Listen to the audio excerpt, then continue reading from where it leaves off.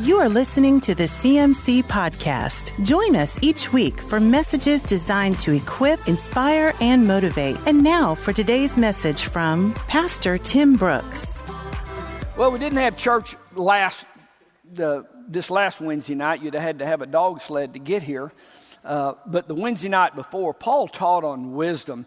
And boy, if you haven't heard that message, you got to go back and hear what he did last Wednesday. It's so essential. I mean, it was so fantastic. It was just an essential word. And I couldn't get it out of my mind for the last week. It's been in my mind. I said, I got to talk about wisdom too. We got to go right on with this. We can't leave that topic because this is an essential topic. The title today is 10 Commandments of Wise Decisions. In times of panic, unwise decisions are made. People panic, and they'll jump up and make a stupid decision. In times of fear, unwise decisions are made. In times of pressure, unwise decisions are made. But when you're under pressure, you jump up and do something. In times of pressure, very unwise decisions are made. In times that are really, really good, pressure. Life is good. Your bills are all paid. That's when you make unwise decisions. What are you doing? What are you doing that for? In times of transitions in life, and we all transition from season to season in our life, you make unwise decisions. Thinking about it, every season, every time of our life is a fertile ground for a stupid decision. The devil can't do anything to you. Everybody realize that. He's a defeated enemy. So what happens is he's got to tempt us and trick us, and we make a stupid decision that wrecks our life. He can't just come in and wreck your life. But we make bad decisions, and then we pay for those for the rest of our life. The title of today's message is 10 Commandments for Wise Decisions. We just can't continue to let dumb decisions mess us up. We got to get a handle on this. I want you to know, for a speaker, when I prepare a message to deliver, I never ever want to make more than 3 points. 3 points is all that you need to make in one message. I usually try to keep it to 2, if not just one basic point that I want to minister on today. 3 points maximum. So I want you to know right up front that I know that 10 points is way, way too many for one time. But I'm going to do it anyway. So I want to encourage you to sit on the edge of your seats. I want you to take some notes here. Jot some of these things down because we're going to go too fast for me to really get this into you. I'm just going to introduce this and you're going to have to go on with it from there. I know in times past when I've taught on these in our intern program, I usually take 10 different times to teach on each one of these because each one of these is a whole sermon. So to avoid a 10-week series on Sunday morning, roll up your sleeves. Here we go. 10 Commandments for Wise Decisions. Number one, we've got to control impulsiveness. We are such an impulsive generation. And I think the advertising media really fuels our impulsiveness. I want you to make sure you write this down. Get this. Never make a long-term decision or a permanent decision about a temporary situation. One of Terry, my wife's favorite sayings around our house is, and I think she stole this from the Bible, this too shall pass. This is going to pass. This season, this era, this situation, and we can all look back in our life and think of really, really difficult times, and now you can't even hardly remember them. You get through them. This is going to pass. Well, what our problem is in the middle of something that's going to pass, we jump up and do something that we pay for the next 6 years or the next 10 years or the rest of our lives. Okay, your car hadn't started for the last 2 mornings. I got that. Possibly you need an $80 new battery, not a brand new car. I'm sick of this piece of junk. And you jump up, and now you got 6 years worth of car payments for a temporary situation where your car didn't start. We got to be careful and control this impulsiveness. Okay, you got a bad situation with a teacher at school. Well, let's just work through that, but we don't jump up and change schools. So that's an impulsive decision. I got it. You got a bad situation at your boss. You got a bad situation with your boss. Well, let's navigate through that. Let's work through it. But you don't jump up and just quit your job. Okay, now what are you going to do? Now where are you going to work? You know, they just keep sending bills. The power company doesn't know that you quit your job because you were mad. They just keep on sending you bills. We've got to somehow control this impulsiveness to just do something. Psalms 27:13. I'm confident that I will see the goodness of the Lord. Wait for the Lord. Be strong and wait. Okay, let's just hang on a minute. Let's just hang on a minute. Number 2, be aware of blind spots. Our emotions will blind us to wise decisions. And you got to know that. See, you have to know that. And in an emotional, you're mad, you're angry, you're bitter, you're jealous, or you're just in love. I don't know. Whatever the emotion is right now, I just have to constantly tell myself, okay, I'm mad right now, and I'm going to have to navigate through this before I make a decision about anything. See, you're aware that your emotions cause blind spots. I'm just going to be honest with you. I can't make a good decision right now. So I'm not going to sell my house. I'm not going to move. I'm not going to quit this job. I am aware that I'm very frustrated. I'm very aggravated, or I'm chapped, or I'm whatever. I'm aware of that. I'm aware you're just madly in love with this guy. Okay, be aware that can blind you to some things that you need to see before you make a decision to do something. I know myself. I'm not thinking clear right now. And I don't need to make a decision right now.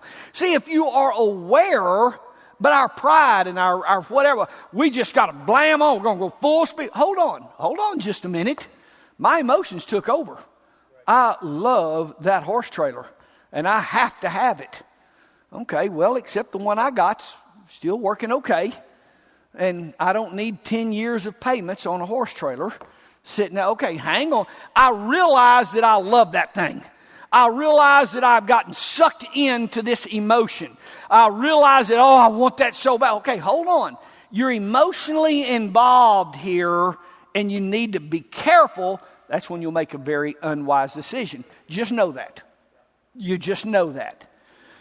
Because of blind spots, and our emotions cause them in all of us. Number 3, surround yourself with people who are wise and who have proven themselves competent. See, I'm aware that right now I am in this emotional situation, and I know good and well I'm not thinking clear. So I've got to go, and I've got to, see, I'm upset right now. I got to call Paul. Paul, what do you think about this? What is your thoughts on this? Last week, I just texted Josh. I said, am I thinking straight? What are your thoughts on this? I may or I may not be thinking clear about this. I want to know give me your input on whatever it was we were about to decide to do. I just want to make sure that I'm thinking straight. Stacy calls me all the time. Clear up my thinking. Here's my thoughts. Now, am I right or am I wrong? Now, you tell me what I should think about this. See, you surround yourself with some people that are not emotionally attached to whatever it is that you're dealing with, and let them come in here. And I tell you right now, I'm fixing to give him a call. I'm going to tell him, and okay, now, wait, before I wade into this meeting, hold on, somebody speak into my life here a little bit. You just realize this. And then you submit yourself to some wise counsel. I can't tell you the number of counseling sessions over the years that I've had, and they left, didn't do one thing I said. Didn't do one thing I told them. Look, you're jacked up right now. You're about to do something stupid. Watch out. Don't do this, and don't do this. Go out and did exactly what I said. Okay, you got to know that you're jacked up right now. Know that you're not thinking straight. Now let me submit myself to somebody's wise decisions that would save me. So you got to surround yourself with some folks that can speak some wisdom to you. Number 4, look and listen for wise counsel, but you sift it through what God has called you to do. James 1:5, if any man lacks wisdom, ask God. See, you get input, you get some wise input, but you got to be careful to then sit back and think, all right, what is God calling me to do here? I too often I see people getting some input from an unsaved family member. That's not what you should do at all. Now, I'm not coming against your dad or your uncle or your brother, but I can just tell you right now, that ain't what you need to do, not even a little bit, not at all. So whenever you get wise counsel, you've got to make sure that it is biblical. You got to, well, they told me to, so I went out and did it. Well, wait a minute. You better sift that through the Word of God, through what God's called you to do. And I'm just telling you, the world is full of good ideas. It is an endless list of people that email us, that come to see me, that call us, that give us a ministry this church ought to be involved in. And they're all good. Great ministries. I mean, I couldn't agree with them more. That is a phenomenal ministry. It's just not what God has called this ministry right here to do. We have a call. This ministry has a call, and here's what God has called us to do. Now, that is a great idea. That's a great ministry. Here, we'll send you a check. We'll help support you in that. But I got to be careful and not get sidetracked with all of this. And I've got to sift the wisdom that we're getting through what God has called you personally to do. Number 5, this may be the biggest single life-impacting lesson that I ever got a hold of. Never go to war where there are no spoils. We're just big here into going to war, and there's nothing to gain by it. In your marriage, what are you doing? Why are you arguing over that? With your coworkers? Okay, if you win the argument, so then what? See, you don't go into war when there is no reason, there's no benefit, spoils, that's benefit, or there's no benefit to that. Well, you're on Facebook in this massive argument and you're in a war. What you going to do if everybody on Facebook goes, you know what, you're exactly right, you win. Now what have you accomplished? Don't go to war. It just seems like some people thrive on conflict. They just feed on stir and stink. If there's not a problem, let's create one. There are people that just have to get their way. They just have to get their way. Everybody look straight ahead at me. Stop looking at your mate right now. Look at me. Stop clearing your throat. Yeah. You look somewhere else. There are some people that just have to have the final word. They just have to. And you're arguing over nothing to gain. We say this a lot. Choose your battles very wisely. Now, there are going to be battles, but just make sure what you're fighting for is worth the price that you're about to pay for it. Jesus said, don't throw your pearls before swine.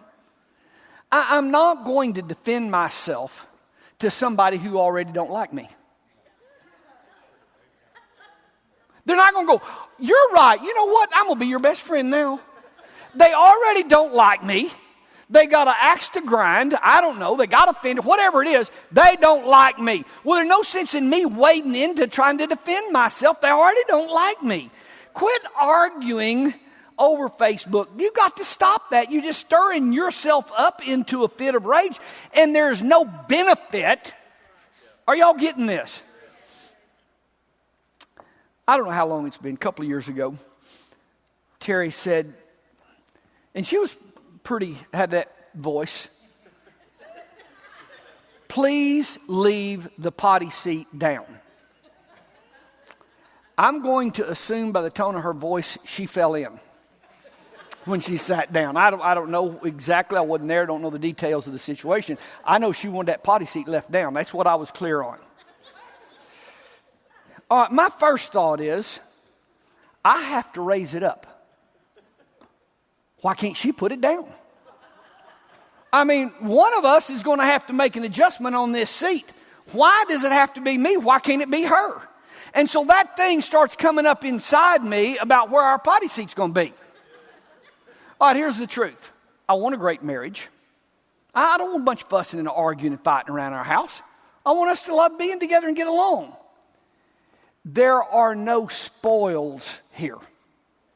There's no benefit to us financially, the position of that potty seat. There is no spiritual benefit to us, the position of that potty seat. So there are no spoils here, and I am right now getting ready to launch into an all-out argument over why me, why not you. I mean, here we go in this argument when there's nothing to gain one way or another. She wants it down.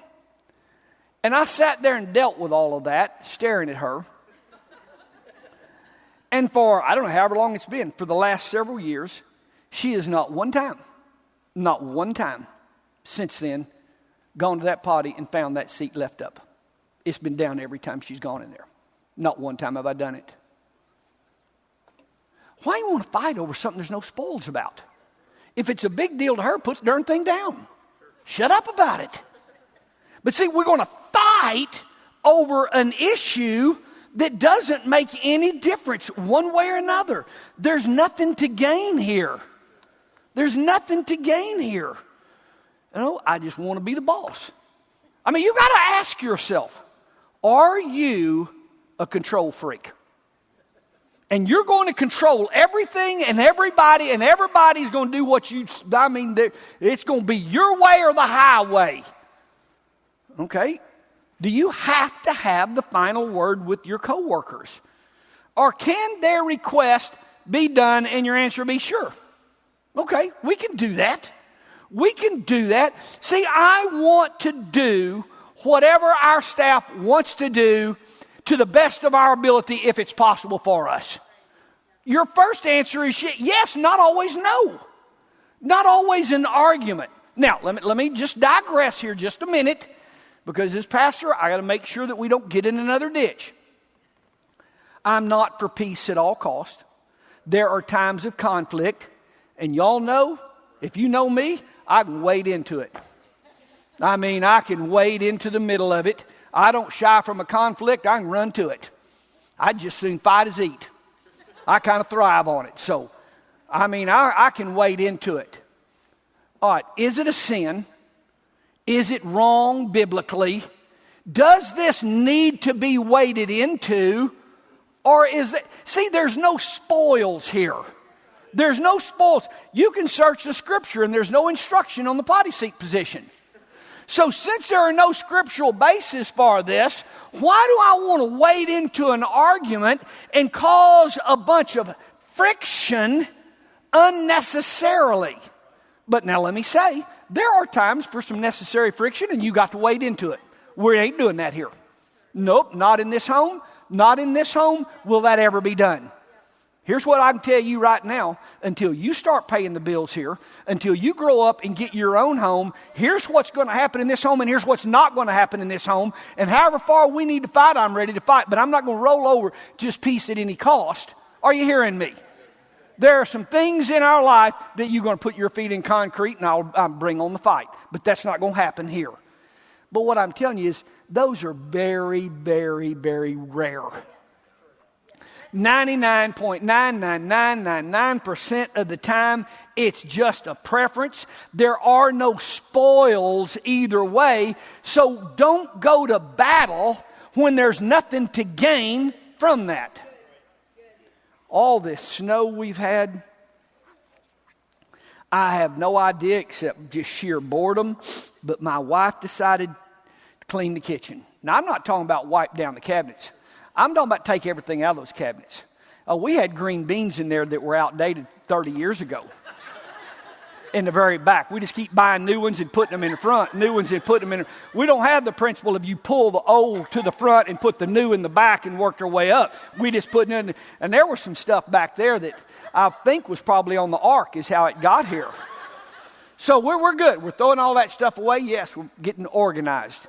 That's a miracle for her to be organized. Well, anyway, I was all excited about that. It's a good move. Next thing I know, she's done went and gone over to where we store the dishes. For 30 years, half asleep, no, mostly asleep, I can stumble into the kitchen and open the cabinet and get my coffee cup and get my first cup of coffee. My cup of coffee is not where it used to be. Now, so why did we move the coffee cups over here after 30 years? Well, I can't reach them. Okay, so we put the plates over here and the coffee cups here. So now we can't reach the plates. We still can't, it didn't solve a situation. We still can't reach. All I know is I open every cabinet door in there trying to find that dang coffee cup. I got the whole house tore up trying to find my coffee cup. So I'm faced with the coffee cup's not where I want it to be. Here's what I'm telling you. There's no spoils there. There's just no spoils. There ain't no benefit. There are no spoils. I don't have any scriptural basis. So you know what? I need to get up 30 minutes earlier, give my time to look for that coffee cup. Because that's like Easter every morning. I can hunt for where we got that cup, but it ain't where it's been for 30 years. Now, why we had to change? Well, it's time for a change. We had to have a change. We have to have a new look. We just have to have leave my dang coffee cup alone. Anyway, don't come to my house and ask me to get you a cup of coffee because you'll be out of the mood by the time we get one. Come on, there's no spoils here. Here's what I'm telling you. In the vast majority of your battles with your spouse, with your kids, with your coworker, with the vast majority of your battles are nothing more than you and your arrogance wanting to have the last word and wanting to be in control. That's all it is. You just want to be in control. It's my house, and that's my coffee cup, and it's mine. I'll have my coffee cup where I want to. See how that gets you. See where that gets you in life with that being your attitude. Here's what I'm telling you. There's no spoils there. Why are you arguing over that? Why are you going? Don't go into battle where there is no spoils. There's no reason for this. Sure, that's great. Good job.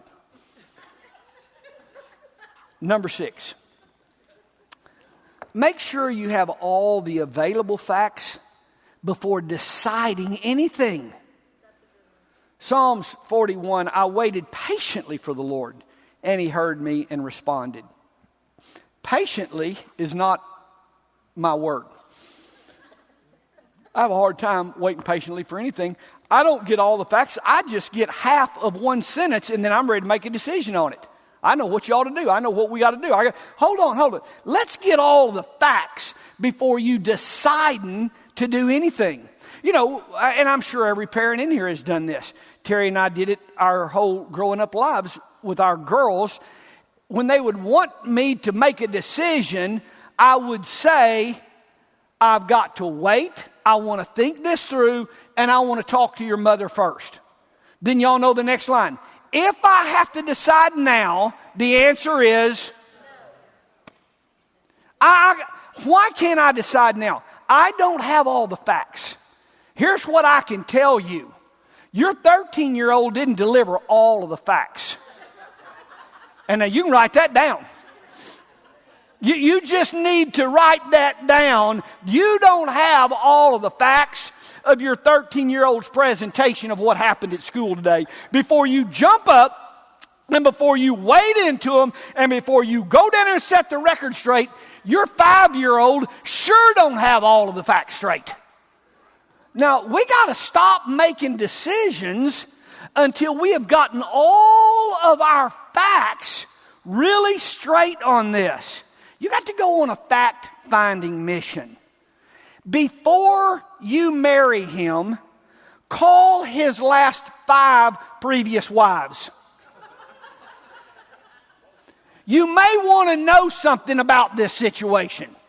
Before you hire him, before you get this contractor, before you hire this person, call the last 10 people that he worked for. Call the last 10 places and find out, why did he quit? How did he quit? Why did he leave? I hear this all the time. Well, Tim, I didn't know he... Well, wait. My question is, why didn't you know?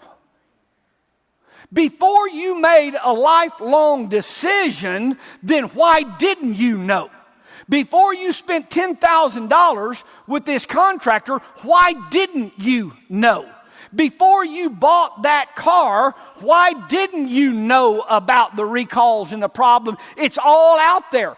Millions of people know about that engine or that carburetor or that transmission. Well, I didn't know. My question is, why didn't you? Why you didn't is because you jumped up and made a decision before you got all of the facts. Terry and I watched a show night before last. About the only thing we watch on TV these days is home building shows.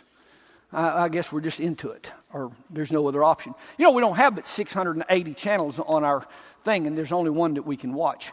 But we're watching these home building, these remodeling shows, and so we've been watching that. So night before last, this couple, they're going bought his home. I don't remember the details of it anyways. They had $300,000 to buy the home. They bought it, or they had $200,000 to buy the home. They bought it for $100,000. They had $100,000 left to remodel and to do the improvements to the home that they wanted. So anyway, you know, y'all seen those shows. You go through this whole ordeal. They got the home bought, and the first day of remodeling this house, the first day, they start pulling up some of the flooring and find out that there's just sheets of plywood laying all over underneath the flooring. And that is to keep you from falling through to the ground, because they pull that up. Every joist was completely and totally rotten. Then they start zooming in on all the termites, kind of gross Terry out. I'm talking about, these were serious termites. These babies had been eating good. They ate the whole flooring, the floor joist. This house, the flooring was completely rotten, and they were appalled. Well, Terry and I were appalled before you just signed up for a couple of $100,000. I know you don't want to crawl under any house.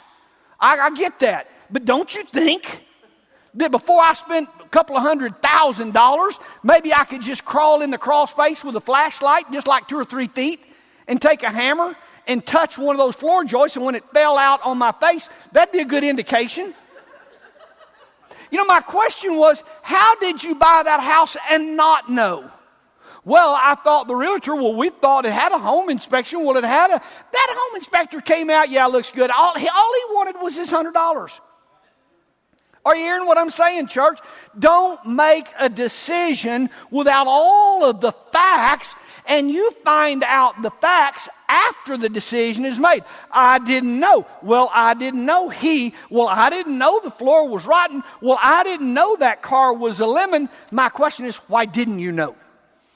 Make wise decisions. You go on a fact-finding mission, and you make a wise decision. Don't go into something not knowing. Number 7. Huge. Contemplate the consequences. Young people, you got to look down the road. Is that going to be fun next week? What you did Friday night, was that a good idea on Monday morning?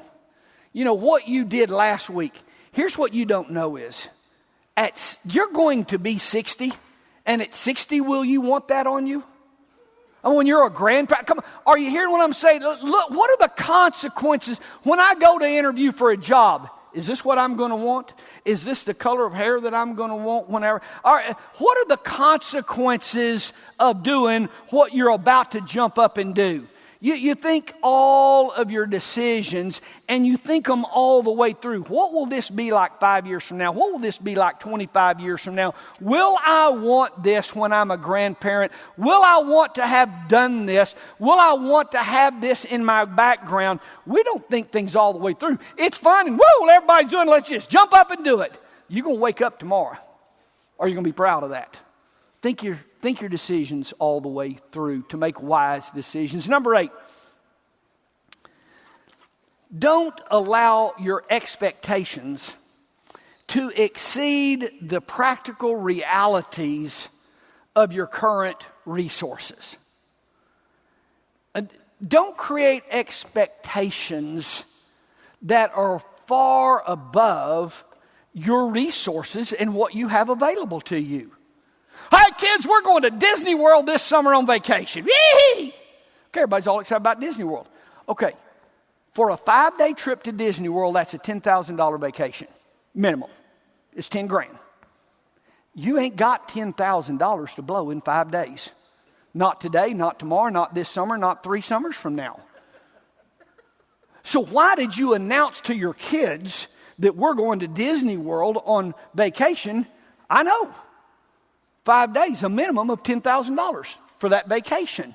See, don't create expectations that exceed where you are right now in your life. We're going to build this, we're going to do this, we're going to go here. Be wise and know where you are. You have to know, here's where I am right now. What I'm called to do in life. And where I'm called to live, the call of God that's on my life and what I do every day, I will never be able to afford a $10 million private jet. That's not in the cards for me. And that has to be okay. And so I don't go around telling Terry, I'm going to buy us one of those jets. I'm going to get us one of those jets. That's not in the cards for me. I got a really good friend that has one. Called him 2 weeks ago and I said, hey, fly up here and get Terry and I and take us to Florida. He said, I'll do it. You need to have good friends. I got a friend that has $10 million private jet. I won't ever have that.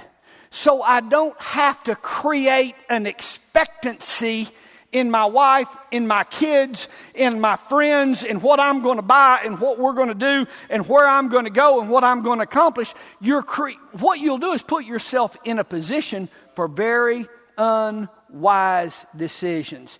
Ephesians 5 tells us to live wise. Live wise. And just that's not in the cards for me right now. And I got to be okay with that. Number 9. This is probably the other one in here that is the hugest of all of them. Hugest of huge. If the return is not greater than the investment, then the endeavor is not worth the time. You know, you can be working really hard and not getting anything done. You can be working really hard and not going anywhere. You're about like a hamster on that wheel in the cage. You running wide open, you're just not getting nothing done. And you see it all the time. Hard-working people not getting anything done. You've got to evaluate, what do I do that makes a lot of money, that makes a lot of profit? What do I do that reaches a lot of people? Some things can't be measured in money. What do I do that reaches a lot of people? What do I do that brings in the most return? Then I need to be doing more of that. And what part of my business do I spend a lot of time doing and there's just not much profit there? Then I don't do that anymore. See, I quit doing that. I don't do that anymore. We don't do that. I don't handle that. Are you hearing me? If the return is not greater than the investment, then the endeavor is not worth the time. You spend a lot of time on that and you didn't get anything done. Let's look at the fruit that we're bearing. Let's look at the fruit. Now, we do a lot of things in this ministry that don't bring in dollars, but that's not what we're doing. We measure that in fruit. But here's what I'm telling you. Look at your fruit, whether that's dollars or whether that's salvations or whether that's people's lives. We spend a whole lot of time right there, and there is not any fruit. That didn't make us any money. That didn't bring anybody in. That didn't touch anybody. That didn't reach anybody. Then we got to cut back on doing what doesn't work. And we got to see if the return is not greater than your time, your investment in it, then that endeavor is not worth your time. This right here is what takes a lot of people out. This takes a lot of people out because they spend their time and work hard, and they spend their time on things that just don't pay off. That just didn't pay off. And you're in a position to make a lot of unwise decisions. The number of times a year that I need a bulldozer, that I need a track hoe, I'm much better off hiring Timmy to come over and do that work. Now, I'm going to buy me a bulldozer. I tell you right now, I'm getting me a track hoe. I'm tired of getting stuck, and I'm going to get me a track hoe. Okay, well, hold on. Is that going to bring in enough money to me to make the difference up in the cost to me? See, we make very unwise decisions. We buy things in our business. We buy things in our life. And yes, we're using it. Yes, we needed it. But it's not bringing in enough money to pay for it. And that thing will be worn out before we bring in half enough money to pay for the darn thing. You got to make wise decisions. You can't spend all your time on things that don't produce. You got to see where you're most productive. And we were just having this meeting the other day about our interns. What position are these young people in that we can be the most effective and we can be the most helpful to? And as much as I like to say everybody in the world needs to be here, well, not everybody in the world needs to be here. There's a certain market that we have, and we can do really, really well right here. And we spend a lot of time and a lot of effort, and we produce no fruit right there. Okay, then are you hearing this? However it is, you just got to make sure that your return is more than your time going out. Number 10, you got to be a perceiver to make wise decisions. Just bottom line, you got to be able to look your situation and have some perception. This ain't a good move for you right now. This is not a good deal right now. This is not a good relationship for you to be in right now. Come on, let's see the mistake before we make it. Don't make the mistake and then, that won't get you anywhere in life. Where you gain momentum in life is seeing mistakes before you make them and avoid making that. Let's see our mistakes. Let's see our bad decisions before they're made. Just 10 commandments for making wise decisions. Oh, you know, the devil can't mess you up today. He can't get you. He's a defeated enemy. Let's just make sure you and I are making wise decisions and we don't shipwreck ourselves. Y'all stand with me.